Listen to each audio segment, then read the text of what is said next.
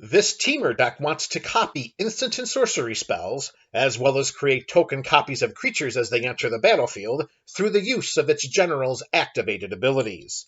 Although this is not a dedicated spellslinger build, there is a nucleus of instant and sorcery spells that can create powerfully explosive turns during which we can gain victory through combat damage, direct damage, and or forcing our opponents to draw their entire libraries. To assist with this process, there are numerous creatures in the 99 that create creature tokens. These creature tokens act as the fuel to our explosive game-ending turn by establishing a cycle of drawing cards, casting spells, copying spells, and repeating this process until we amass an overwhelming board state. Through this dynamic, we will claim victory after victory over our bewildered opponents.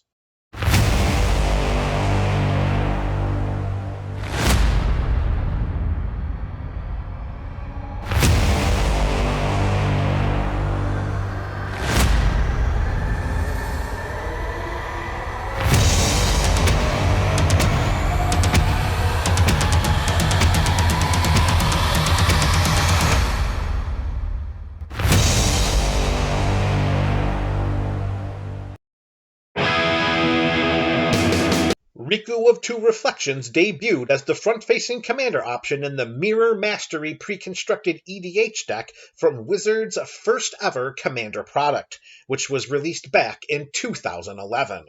Riku is a 2/2 human wizard for 2, a green, a blue, and a red mana. Whenever we cast an instant or sorcery spell, we may pay a blue and a red mana. If we do, then we copy that spell, and we may choose new targets for the copy. Whenever another non-token creature enters the battlefield under our control, we may pay a green and a blue mana. If we do, then we create a token that's a copy of that creature. The 99 of this deck is sculpted around Riku, and is inundated with mana ramp and card draw spells, which assist us in filling our side of the battlefield with creatures through which we will win the game.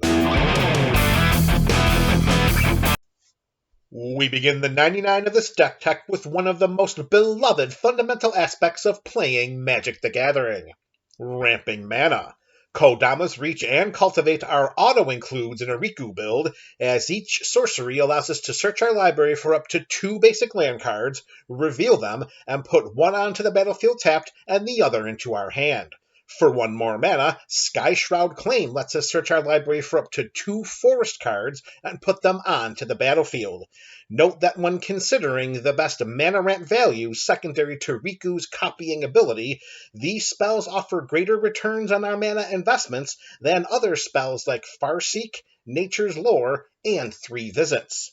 To close out our land-fetching spells, when Wood Elves enters the battlefield, we search our library for a forest card and put it onto the battlefield. For repeatable sources of mana ramp and acceleration, Exploration allows us to play an additional land on each of our turns, while Tireless Provisioner, through its landfall mechanic, lets us create either a treasure token or a food token whenever a land enters the battlefield under our control. Treasures can be tapped and sacrificed for 1 mana of any color, while we can pay 2, tap, and sacrifice foods to gain 3 life. Whenever a creature we control attacks, we put a charge counter on Druid's Repository. We can remove a charge counter from this enchantment and add 1 mana of any color to our mana pool. Note that this ability triggers whenever a creature we control attacks. If we send 5 creatures into combat, then we put 5 charge counters on Druid's Repository. Earthcraft offers a repeatable form of mana ramp by allowing us to tap an untapped creature we control to untap target basic land. Note that we are tapping a creature to pay the cost for Earthcraft, rather than tapping the creature to activate its ability or to attack. This means that we can tap a creature that just entered the battlefield, even if it does not have haste. Earthcraft is an inordinately dangerous mana source, and is considered a win condition in this build. We have a few creatures that put cards into our hand when they enter the battlefield. Icefang Coatl draws us a card, it has flying and flash, and if we control at least 3 other snow permanents, it also gets Death Touch. Eternal Witness returns target card from our graveyard to our hand. Imperial Recruiter has us search our library for a creature card with power 2 or less, reveal it, and put it into our hand. Trinket Mage provides us the option to search our library for an artifact card with a mana value of 1 or less, reveal it, and put it into our hand. At this time, Trinket Mage can tutor for one of only 3 different artifact cards. However, these 3 artifact cards either ramp our mana or draws us cards, both of which help to enhance the theme of this build. Continuing our card-drawing trend is Myojin of Seeing Wind. When it enters the battlefield, it does so with a divinity counter on it if we cast it from our hand. This spirit is indestructible as long as it has a divinity counter on it. We can remove this divinity counter from Myojin to draw a card for each permanent we control. When we cast Kozilek the Great Distortion, if we have fewer than 7 cards in our hand, then we draw cards equal to the difference. This 12/12 with Menace also has an ability that allows us to discard a card with mana value of X in order to counter target spell with mana value X. This counter-spelling ability protects against opponent interaction during our aforementioned game-ending turn. We have a couple of instant spells in Fact or Fiction and Intuition that could very well win us the game. When we cast Fact or Fiction, we reveal the top 5 cards of our library. An opponent separates those cards into 2 piles. We put 1 pile into our hand and the other pile into our graveyard. With Intuition, we search our library for 3 cards and reveal them.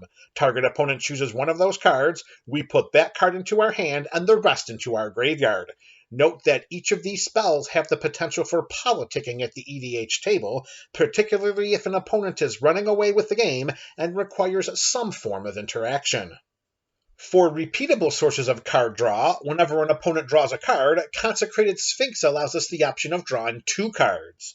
Rhystic Study taxes each opponent's spells by 1, and if they do not pay it each time they cast a spell, then we draw a card.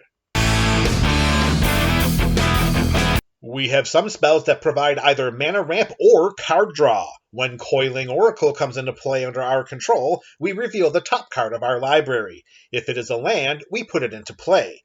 Otherwise, we put that card into our hand. When Risen Reef enters the battlefield under our control, we look at the top card of our library. If it is a land, we may put it onto the battlefield tapped. If we do not put this card onto the battlefield, then we put it into our hand instead.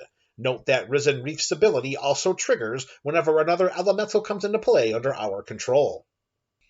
We have some spells that provide both mana ramp and card draw. Growth Spiral has us draw a card, and then we may put a land from our hand onto the battlefield. Manamorphose adds 2 mana in any combination of colors, and we draw a card. These instants have mana values of 2, and are very valuable spells to copy with Riku's ability. As alluded to earlier in this video, creating creature tokens is paramount for this deck's success. We plan to utilize these creatures as our win conditions. When Deranged Hermit and Deep Forest Hermit enter the battlefield, they create 4 1/1 green squirrel creature tokens.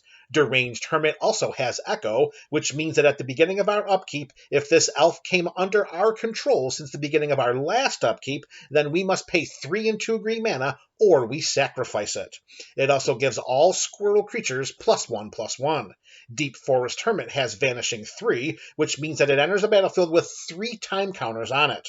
At the beginning of our upkeep, we remove a time counter from this elf druid, and when the last is removed, we sacrifice it. It also gives squirrel creatures we control +1/+1. These creatures' continued presence on the battlefield and their anthem effects are not as important as their triggered abilities of creating squirrel creature tokens. When Siege Gang Commander comes into play, we create 3 1/1 red goblin creature tokens. We can pay 1 and a red mana and sacrifice a goblin to have Siege Gang Commander deal 2 points of damage to any target. Note that we can sacrifice Siege Gang Commander to its own activated ability. When Hornet Queen enters the battlefield, we create 4 1/1 green insect creature tokens with flying and death touch. These insects are formidable combat deterrents secondary to our opponent's Biggins. For bigger creature token bangs for our mana investing bucks, we have Avenger of Zendikar and Chancellor of the Forge. When the Avenger comes into play, we create a 0/1 green plant creature token for each land we control. Through this elemental's landfall mechanic, whenever a land enters the battlefield under our control, we may put a +1/+1 counter on each plant creature we control. Chancellor of the Forge essentially doubles the number of creatures on our side of the battlefield. When it comes into play, we create X 1/1 red Phyrexian Goblin creature tokens with haste, where X is the number of creatures we control. Note that these goblins have haste and can attack the turn they come into play. Also, if this card is in our opening hand, then we may reveal it. If we do, then at the beginning of the first upkeep, we create a 1/1 red Phyrexian Goblin creature token with haste. Chancellor of the Forge is a win condition in this deck. For a repeatable source of creature token production, the Locust God creates a 1/1 blue and red insect creature token with flying and haste whenever we draw a card. This god has a built-in card looting ability that costs 2, a blue, and a red mana, and whenever it dies, we return it to our hand at the beginning of the next end step. Since we have committed a portion of our deck to creating tokens, which are the driving force of this build, it makes sense to include copies of Doubling Season and Adrix and Nev Twin Casters. These cards double the number of tokens we create under our control, while Doubling Season also doubles the number of counters put on permanents we control. Although at this time, there are only a handful of cards that put counters on permanents in this deck, the value of doubling these counters makes Doubling Season a worthy inclusion in this build. Riku is a lightning rod for attention. As such, there may be times where he languishes in the command zone due to overtaxation. For the purposes of redundancy, it is important to utilize other sources of spell copying. When we cast our next instant or sorcery spell this turn, Galvanic Iteration copies it, and we may choose new targets for the copy. It also has flashback for 1, a blue, and a red mana, which means we can cast it from our graveyard and then exile it. Double Major copies target creature spell we control, except it isn't legendary if that spell is legendary. These instants closely mimic Riku's spell copying abilities, with the added bonus of the non-legendary creature token created by Double Major. Mystic Reflection has us choose target non-legendary creature. The next time one or more creatures or planeswalkers enter the battlefield this turn, they enter as copies of the chosen creature. Although we could interact with our opponents through this spell, we would prefer to target either Avenger of Zendikar or Chancellor of the Forge while their Enter the Battlefield triggers are still on the stack. This way, each token comes into play as a copy of the chosen creature, which will create a nearly insurmountable number of creature tokens. Mystic Reflection also has Foretell, which means that during our turn, we may pay 2 and exile this card from our hand face down. We may cast it on a later turn for its Foretell cost, which is just 1 blue mana. Lithiform Engine can do a lot of heavy lifting in this type of build. We can pay 2 and tap it to copy target activated or triggered ability we control. We can pay 3 and tap it to copy target instant or sorcery spell we control as well. In each of these instances, we may choose new targets for the copy. Lastly, we can pay 4 and tap it to copy target permanent spell we control. If Riku is indisposed, then Lithiform Engine becomes Plan 1B to our General's 1A. If paired together on the battlefield, then the game should end soon after.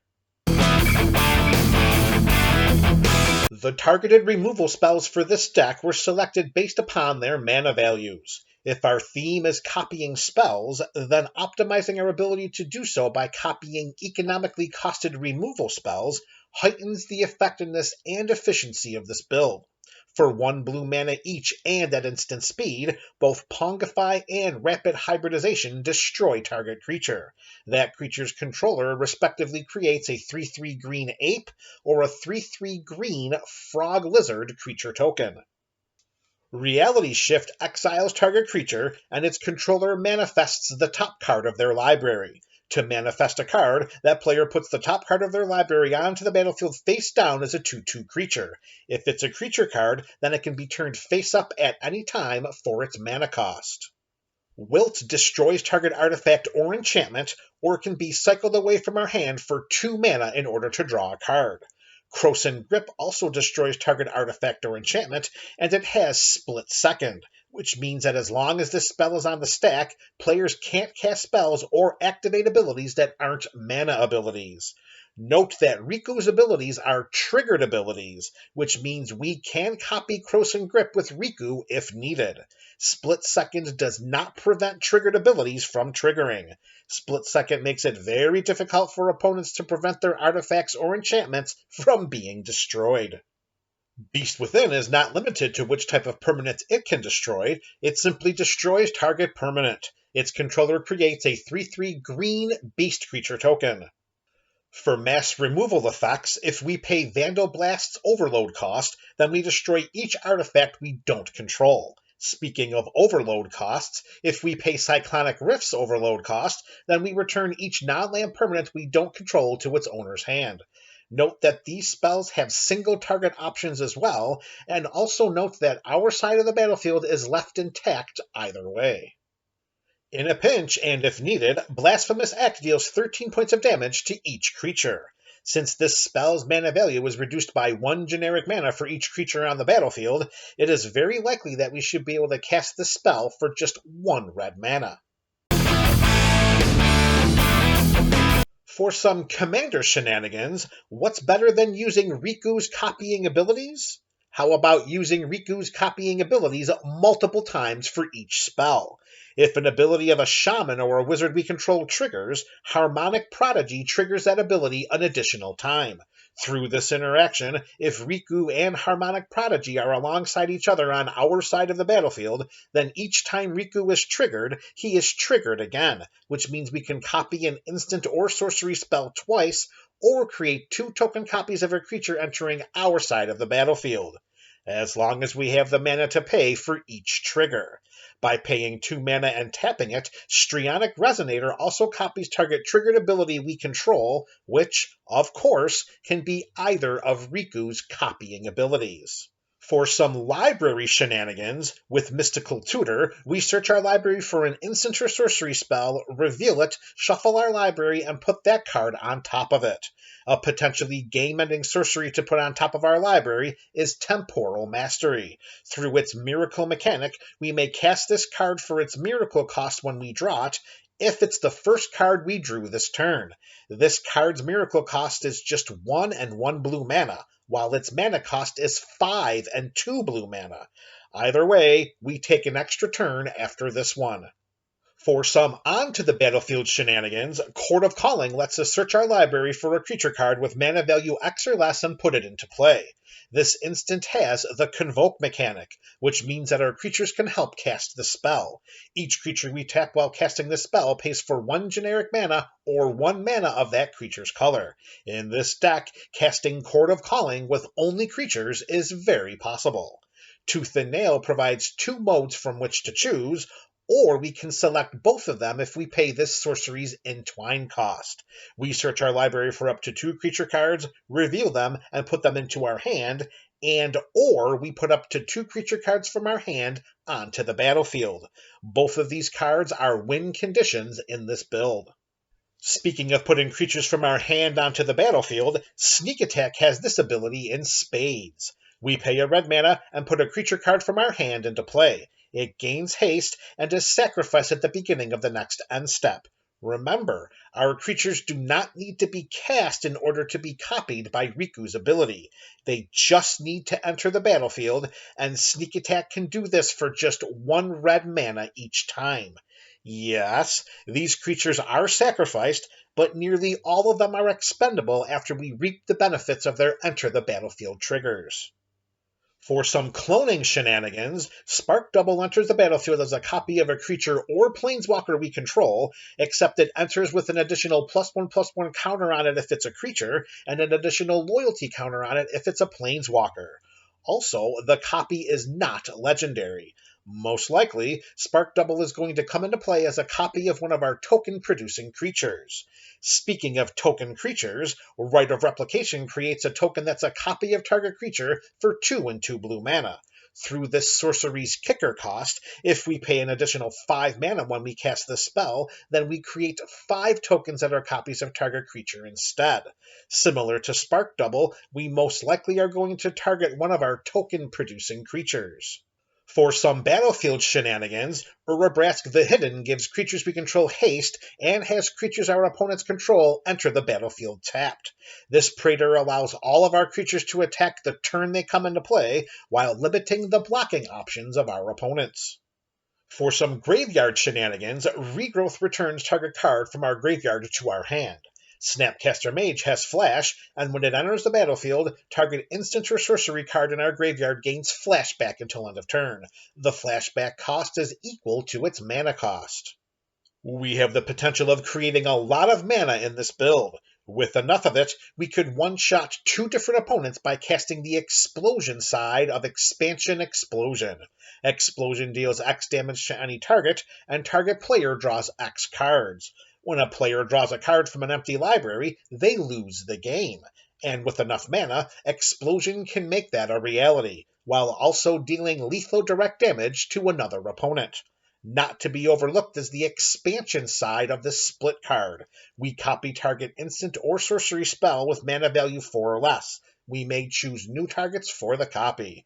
Note that we can target an opponent's instant or sorcery spell as well. It does not have to be one of ours. Skullclamp provides a steady stream of card-drawing benefits when equipped to most of our creature tokens and other expendable creatures. We draw 2 cards when equipped creature dies. Note that the -1 toughness detraction makes most of our creatures die immediately, meaning that, in essence, we can pay 1 generic mana and draw 2 cards by offing one of our own creatures. Since Riku was a lightning rod for retention, protecting him is important for the purposes of revving our copying engine. No equipment protects a creature better than Lightning Greaves. We have no need to target Riku with any of the spells or abilities in this deck, so protecting him with Shroud is not a detriment for us, although I'm quite sure it will be for our opponents. There is no need to inundate the 99 with a plethora of mana rocks, particularly since we have green as a mana-ramping resource. Still, there are some mana rocks that are inordinately valuable and force their way into this deck and many others. Mana Crypt and Sol Ring speak for themselves, as each taps for 2 colorless mana and are very economically costed from a mana value perspective. We should remain mindful of our life total, secondary to the coin-flipping appeasement of Mana Crypt's upkeep trigger. It is not unheard of for a player to destroy their own Mana Crypt for the purposes of self-preservation. Rounding out our mana rocks are Arcane Signet and Thought Vessel. Arcane Signet taps to add 1 mana of any color in Riku's color identity, while Thought Vessel gives us no maximum hand size. Let's not overlook the importance of this ability. We have demonstrated a propensity for drawing cards in this deck, and we do not want to discard those cards down to 7 at the end of our turn. Cards in our hand equals problems for our opponents. We begin the land portion of this deck tech with 1 basic forest, 1 basic island, and 1 basic mountain. We are playing 3 colors, and we want to ensure that our mana is fixed for the purposes of avoiding mana screw and casting our spells without any reservations. We also want to make sure that we do not run out of options for our basic land ramp spells, or for options secondary to our opponent's removal spells, such as Path to Exile, Assassin's Trophy, and Field of Ruin. With that in mind, we also have 1 snow-covered forest, 1 snow-covered island, and 1 snow-covered mountain. 6 total basic lands is sufficient. For the purposes of balancing our mana, we have a slew of lands that can tap for 1 of 2 different colors. Breeding Pool, Steam Vents, and Stomping Ground are shock lands, and they enter the battlefield tapped unless we pay 2 life. Rejuvenating Springs, Training Center, and Spire Garden are fan lands, and they enter the battlefield tapped unless we have 2 or more opponents. Hinterland Harbor, Sulphur Falls, and Rootbound Crag are the check lands, and they enter the battlefield tapped unless we control a specific land type. Yavimaya Coast, Shivan Reef, and Carplusian Forests are pain lands, and they tap to add 1 colorless mana or 1 mana of their stated colors while also dealing 1 point of damage to us. We also have the appropriate pathways. We choose which side of this land we want to enter the battlefield before we put it into play. It taps to add 1 mana of that color. It's either River Glide Pathway or Lava Glide Pathway. It's either Crag Crown Pathway or Timber Crown Pathway. And it's either Bark Channel Pathway or Tide Channel Pathway. The pathways do not necessarily fix our mana, but they do provide options while in our hand. Admittedly, the appropriate slow lands of Dreamroot Cascade, Storm-Carved Coast, and Rockfall Vale would upgrade this deck's land base by replacing either the check lands, pain lands, or pathways. Once available, this cycle of lands will be installed into the land base of this build. For more color fixing, we turn to the best land in the format, Command Tower. It taps to add 1 mana of any color in Riku's color identity. Reflecting Pool should do the same, and easily can be considered Command Tower version 2.0. Ketria Triome taps to add a green, a blue, or a red mana, and it comes into play tapped. As an option, we can cycle this land away from our hand for 3 mana in order to draw a card. At times, Exotic Orchard may not provide each of our colors, but with the rising popularity of 5-color EDH decks, we will take that risk. Note that our basic lands, Shocklands, and Ketria Triome are fetchable with Scalding Tarn and Misty Rainforest. A turn 1 play of either of these fetch lands should search for Ketria Triome. Prismatic Vista only fetches basic lands, while Fabled Passage puts a basic land card from our library into play tapped, but if we control 4 or more lands, we untap that land instead. These fetch lands help to trigger Field of the Dead multiple times each turn. Whenever Field of the Dead or another land enters a battlefield under our control, as long as we control at least 7 lands with different names, we create a 2/2 black zombie creature token. Note that each land in this deck is unique, making this build a true singleton deck. This optimizes our potential for creating creature tokens through a basic fundamental aspect of Magic the Gathering: playing lands.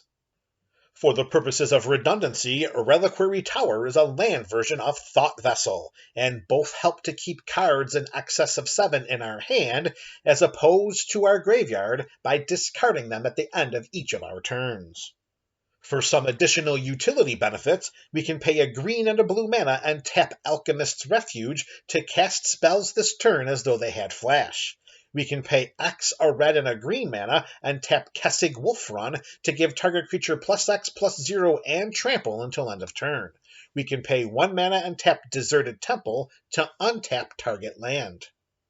If we target Temple of the False God with an activation of Deserted Temple's ability, then we can tap it again to add 2 colorless mana to our mana pool. Note that we can activate this land's mana ability only if we control at least 5 lands. Tapping lands for additional mana helps to out-tempo our opponents, of course, and this brings us to the last card of the 99 of this deck, Gaia's Cradle. This land can tap to add a green mana to our mana pool for each creature we control, and as we have demonstrated throughout this deck tech, we should be able to produce a lot of mana with this land. Hopefully, this doesn't produce too many hard feelings among our opponents. Chancellor of the Forge is win condition number 1 in this deck. With the ability to create swaths of creature tokens in this build, each time Chancellor of the Forge, or a copy of it, comes into play, it creates a 1/1 hasty goblin creature token for each creature we control. These goblins generally are sent into game-winning combat as the proverbial exclamation point to our explosive game-ending turn. We can get the Chancellor into our hand or onto the battlefield in a variety of different ways. When casting Intuition, if we include Regrowth and Eternal Witness as 2 of the 3 cards, then we ensure that we get card number 3, which is Chancellor of the Forge. If the opponent chooses the Chancellor, then the game should be over soon after. If the opponent chooses either Regrowth or Eternal Witness, then we cast that spell and return the discarded Chancellor from our graveyard to our hand. Of course, this dynamic works with any desired card. Intuition does not have to tutor for the Chancellor each and every time. We can get Chancellor of the Forge into play with tooth and nail. Whether we pay its entwine cost or not, our most impactful result is putting both Chancellor of the Forge and Avenger of Zendikar onto the battlefield. If we are successful, then we put Chancellor of the Forge's trigger onto the stack first, and then Avenger of Zendikar's. This way, the Avenger creates a plant creature token for each land we control, and then the Chancellor creates a goblin creature token for each creature we control. Putting it onto the battlefield economically with Sneak Attack or by convoking Court of Calling provide easier opportunities to copy the Chancellor with Riku's ability, or to copy the Chancellor's triggered ability with Strionic Resonator or Lithoform Engine. This token-creating dynamic is even more impactful if Doubling Season or Adrix and Nev twin casters are in play. Once on the battlefield, targeting the Chancellor with a kicked Rite of Replication ends the game through combat. If winning the game through combat damage is not possible, then the mana created by utilizing Gaia's Cradle, Earthcraft, and or Druid's Repository can end the game by casting and copying the Explosion side of Expansion Explosion. Hopefully, the relationships with the members of our playgroup will not end as well. This Riku of Two Reflections build has been added to the Burgeoning Commander Catalog, and this video also becomes the starting point of a Riku of Two Reflections video primer series. These playlist series can be accessed in the description below, on our YouTube page, or at the end of this video. The Burgeoning Commander Catalog is my personal collection of EDH decks. A video primer series showcases the continued evolution of a deck through future appearances on the Up and Up series, during which we update and upgrade decks featured on this channel. The full card list for this build can be found in the description, and be sure to share your thoughts about this Riku of Two Reflections deck in the comment section below. This is MTG Burgeoning, your channel for all things magic.